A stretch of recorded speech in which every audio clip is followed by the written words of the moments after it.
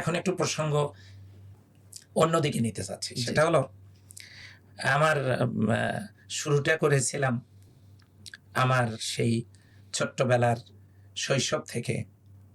আমি যখন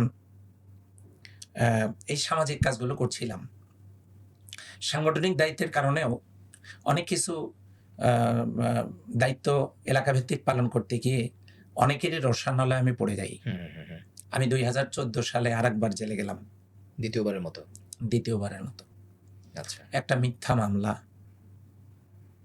গ্রেপ্তার করা হলো, থানায় এনে বসায় রাখা হলো।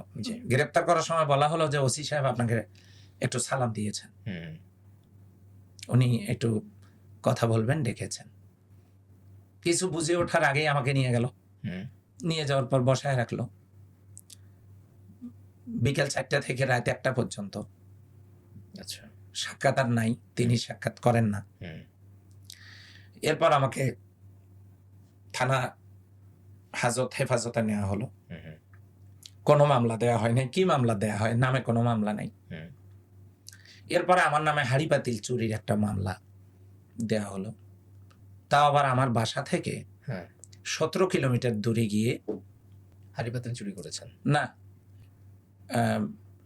নদীর ঘাটে এক মাঝি তার চুলা থেকে, উনুন থেকে আগুন বেড়ায় লেগে রান্নাঘরটা পুড়ে যায়। আচ্ছা, তিনি আবার অমুসলিম। উনি একটা দরখাস্ত দেন সাহায্য সহযোগিতার জন্য।